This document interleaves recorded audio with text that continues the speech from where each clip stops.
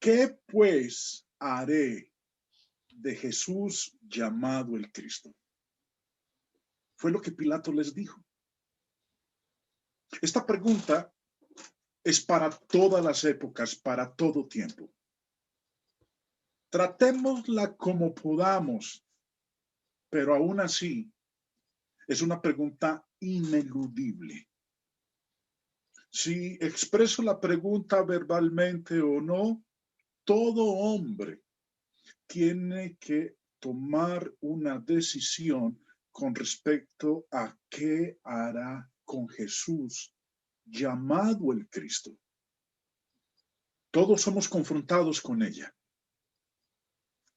Nos es dicho que Moisés confrontó esa pregunta.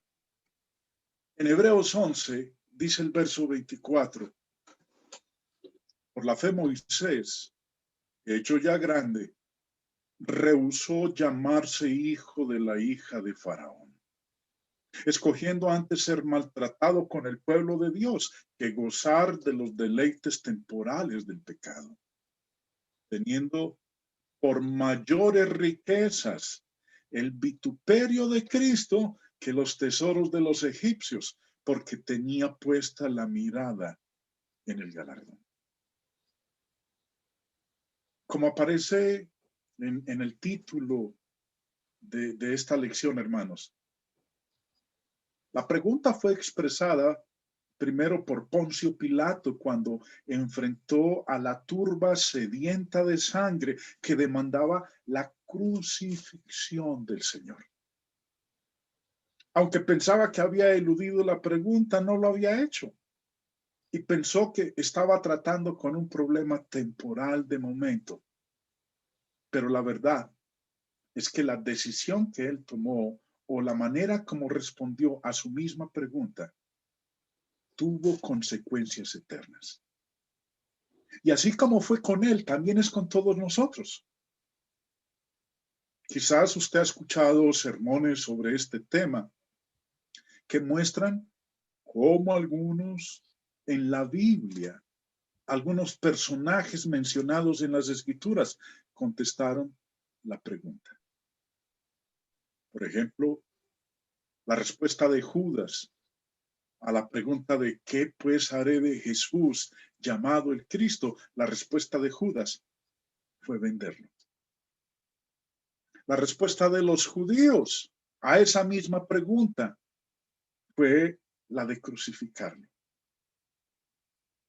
Pedro, aquel que le había dicho al Señor que jamás lo negaría, que si tenía que morir por él estaba dispuesto a dar su propia vida, Pedro tuvo que ver con la pregunta. ¿Y qué hizo? ¿Qué hizo con Jesús llamado el Cristo? Lo negó. Y 3 veces algunos de sus discípulos decidieron no seguir más con él. Juan 6:66 dice, desde entonces, muchos de sus discípulos volvieron atrás y ya no andaban con él. Félix, el gobernador, pensó que podía posponer una decisión, pero esa fue una decisión. Cuando se le predicó el evangelio, dice en Hechos 24:25, pero al disertar Pablo acerca de la justicia, del dominio propio y del juicio venidero, Félix se espantó y dijo, ahora vete, pero cuando tenga oportunidad, te llamaré. Y Agripa, el rey Agripa, que fue persuadido cuando Pablo le predicó, lamentablemente, demasiadas cosas se pusieron en su camino. ¿Y qué le dijo a Pablo? Hechos 26:28. Entonces Agripa dijo a Pablo, por poco me persuades a ser cristiano. Pilatos pensó que podía ser neutral, pero su acto estabilizador mostró realmente de cuál lado estaba. Nos dice el texto en Mateo 27. Pilato les dijo: ¿qué pues haré de Jesús llamado el Cristo? Todos le dijeron: sea crucificado. Y el gobernador les dijo: pues, ¿qué mal ha hecho? Pero ellos gritaban aún más diciendo: sea crucificado. Viendo Pilato que nada adelantaba, sino que se hacía más alboroto, tomó agua y se lavó las manos delante del pueblo diciendo: inocente soy yo de la sangre de este justo, allá vosotros. Y respondiendo todo el pueblo dijo: su sangre sea sobre nosotros y sobre nuestros hijos. Entonces le soltó a Barrabás y, habiendo azotado a Jesús, le entregó para ser crucificado. ¿A qué equivalió eso que hizo Pilato? Equivalió a un rechazo de Jesús. En Mateo 12:30 dijo el Señor: el que no es conmigo, contra mí es. Y el que conmigo no recoge, desparrama. Esos 3,000 que obedecieron en el día de Pentecostés estarán eternamente en la presencia de Dios si retienen su compromiso con Jesús. Uno mismo podría encontrarse representado por uno o más de estos personajes de los cuales acabamos nosotros de leer, porque todos ellos cubren las razones básicas cuando los hombres rechazan a Cristo. No obstante, esta lección, esta exhortación, no es acerca de Moisés, no es acerca de Pilatos, no es acerca de Pedro ni de Judas, ni de ninguno de los otros mencionados anteriormente. Esta exhortación es acerca de nosotros, de usted, de mí. ¿Qué vamos a hacer con Jesús? ¿Qué va a hacer usted con Jesús? ¿Qué voy a hacer yo con Jesús? Pregunta: ¿por qué debería tomar una decisión de completa aceptación del Señor? Bueno, primero, porque lo merece. Aquí hay algo en lo que es importante que nosotros le demos atención. En cualquier momento, el Señor Jesús pudo haber llamado a hacer un alto al proceso que lo estaba castigando para llevarlo a la cruz. No tenía que hacerse hombre, pero lo hizo. ¿Y por qué? Para beneficiarnos, no para beneficiarse él. Su ministerio fue consumido en lucha con la oposición que no reconoció lo que él era y es. Pablo escribe en Hechos, Lucas escribe en Hechos 10:38 las palabras del apóstol Pablo que dice: cómo Dios ungió con el Espíritu Santo y con poder a Jesús de Nazaret, y cómo éste anduvo haciendo bienes y sanando a todos los oprimidos por el diablo. Si yo pierdo mi alma, la gracia de Dios habrá sido en vano. A las personas que más trató de ayudar, lo trataron horriblemente. Y aún así, su amor por nosotros, por usted, por mí, fue más fuerte que la oposición de todo el mundo y se labró un destino terrible. ¿Por qué debería tomar una decisión de completa aceptación del Señor? Porque Jesús lo merece.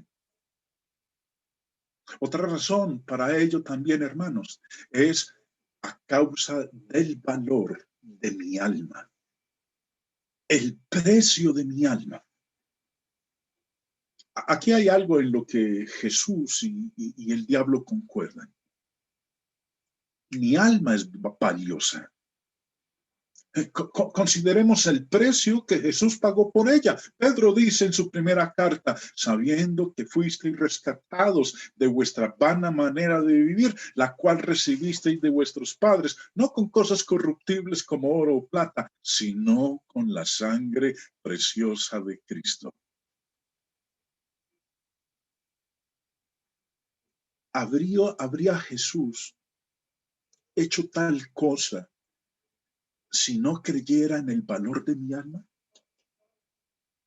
Fue rescatada no con cosas corruptibles, sino con la sangre preciosa de Cristo. Si pierdo mi alma, la gracia de Dios habrá sido en vano. Jesús enseñó que es de más valor, mi alma es de más valor que todo el mundo. Los hombres manejan su dinero y otros valores con cautela y con mucho cuidado, pero parecen no dar ningún pensamiento al alma. Mi alma es más valiosa que mi cuerpo o alguno de mis miembros. Los hombres a menudo gastan grandes sumas de dinero para asegurar el cuerpo. Las mujeres hoy con la vanidad se mandan a hacer cirugías estéticas costosísimas. Gastan millones, miles de dólares para mantener un cuerpo esbelto que al final se arrugará como una pasa y retornará al polvo donde se lo comerán los gusanos. El diablo también conoce el valor de mi alma. Los poderes del infierno están trabajando constantemente procurando mi ruina eterna. Mi alma está en peligro inminente de perderse. La pérdida de mi alma es una pérdida total, es una pérdida irreparable, es una pérdida eterna. Yo tengo solamente un alma. Si la pierdo, lo pierdo todo.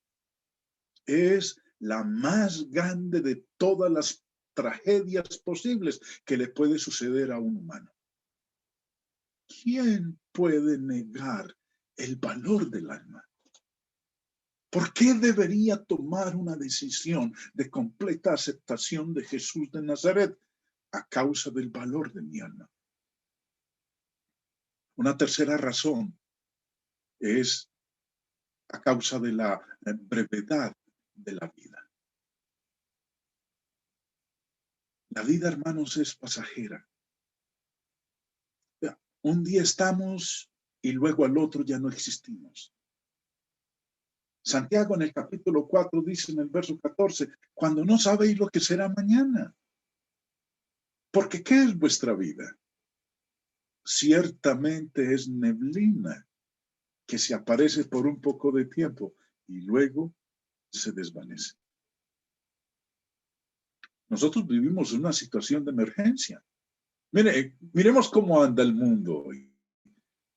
Todas las noticias es la vacuna. Las distintas compañías farmacéuticas que hay en el planeta trabajando a más no poder, procurando tener la dosis para el planeta entero. Cuestionando los gobiernos, las directivas de por qué no está la vacuna ya. Hay contrabando ahorita de vacunas porque la gente está procurando tener una existencia libre de esta pandemia. Estamos en una situación de emergencia. Pero hermanos, es más importante el convertirnos en hijos de Dios. Con cada tic-tac del reloj y con cada latido de su corazón, el tiempo para obedecer al evangelio se está agotando. El reloj dejará de hacer tic-tac. Mi corazón en algún momento dejará de latir. Cualquiera que ocurra primero, al otro no le importa. Hay otros a quienes usted y yo querremos ver en el cielo y solamente tenemos esta oportunidad de enseñarles y ser una influencia a ellos. Porque ¿qué es nuestra vida? Es neblina. Se aparece por un poco de tiempo y luego se desvanece. ¿Por qué debería tomar una decisión de completa aceptación de aquel llamado el Cristo? Bueno, a causa de la certeza de que va a haber un juicio. Cuando yo aparezca ante el juez del universo, no será para un proceso judicial. Su proceso es ahora. El propósito del día del juicio es para dar la sentencia. Dios nos ha dicho todo lo que necesitamos saber acerca del cielo y el infierno. Nos ha dicho todo lo que necesitamos saber acerca de las consecuencias del pecado y las bendiciones para el justo. No nos ha reservado una sorpresa que nos saltará en el día del juicio. Pablo escribe en 2 de Corintios 5:10, porque es necesario que todos nosotros comparezcamos ante el tribunal de Cristo, para que cada uno reciba según lo que haya hecho mientras estaba en el cuerpo, sea bueno o sea malo. ¿Por qué debería tomar una decisión de completa aceptación? Bueno, para que yo tenga esperanza y felicidad. ¿Cómo puede alguien ser genuinamente feliz sin esperanza? Jesús es el único que murió y resucitó. Nunca volvió a morir de nuevo. De esa manera es el único que puede darnos esperanza de hacer lo mismo. Nadie puede disfrutar de la genuina felicidad a menos que sea un cristiano. Jesús se fue hace 2000 años y se fue con un propósito: preparar un lugar para los justos. En Juan 14 nos dice: no se turbe vuestro corazón. Creéis en Dios, creed también en mí. En la casa de mi Padre muchas moradas hay. Si así no fuera, yo os lo hubiera dicho. Voy pues a preparar lugar para vosotros. Y si me fuere y os preparare lugar, vendré otra vez y os tomaré a mí mismo, para que donde yo estoy, vosotros también estéis. En los días oscuros, como también en los brillantes, en los días de ayuno, como en todos los días de fiesta, en los lúgubres días del invierno, también como en los días soleados de verano, podemos tener esperanza. Y Jesús nos lo enseñó. ¿Por qué debería tomar una decisión de completa aceptación de Jesús llamado el Cristo? Para poder evitar el tormento eterno. El infierno es descrito en la Biblia como un lugar de castigo, de tormento y de sufrimiento. Y todas esas tres palabras implican conciencia. No hay una palabra en el lenguaje humano que exprese la duración sin fin que no sea aplicada al castigo futuro del impío. En Apocalipsis, en Mateo capítulo 25, dijo el Señor: e irán estos al castigo eterno y los justos a la vida eterna. Yo podré restar la fuerza a la palabra infierno al nivel más bajo posible, y aún permanece una cosa terrible, que es la de caer en manos del Dios vivo. Horrenda cosa es caer en manos del Dios vivo, dice el escritor de la carta a los Hebreos. Hermanos, estas son 6 razones, y podríamos mencionar muchas más, de por qué debería tomar una decisión de completa aceptación de Jesús llamado el Cristo. Si niego a Jesús, ¿qué estaré haciendo yo? Si niego a Jesús, hermanos, estaré negando la prueba infalible de quién es Él. Si niego a Jesús, debo explicar lo que Él hizo. Si niego a Jesús, debo explicar la tumba vacía, lo cual los enemigos no pudieron explicar. Si niego a Jesús, debo ponerme en fila con los escribas y fariseos que dijeron que Jesús estaba poseído por Belcebú, el príncipe de los demonios. Si niego a Jesús, debo juntarme con los gobernadores cobardes, que no lo confesaban por temor a los fariseos y ser expulsados de la sinagoga. Si niego a Jesús, Jesús estará avergonzado de mí. Y finalmente, si niego a Jesús, hermanos, moriré en mis pecados. Si no creéis, dijo el Señor en Juan 8:24, si no creéis que yo soy, en vuestros pecados moriréis. Entonces, ¿cuál es mi excusa? A menudo podemos justificarnos delante de nuestro jefe, de nuestros amigos, de nuestros jueces en las cortes de hoy día. Dios no es un hombre que pueda ser engañado. ¿Cuál es mi excusa?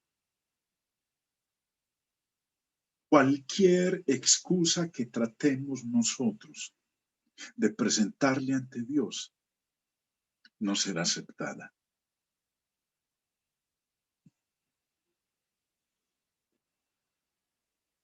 Para seguir a Jesús hay que dejarlo todo, principalmente las excusas. Como decía Pilato, ¿qué pues haré de Jesús el Cristo?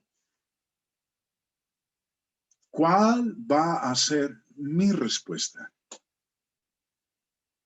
Recordemos lo que hicieron todos aquellos con Jesús llamado el Cristo y cómo terminaron.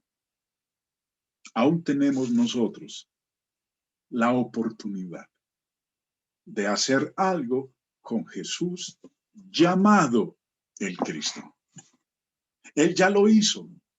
Ahorita está esperando que nosotros hagamos algo con él.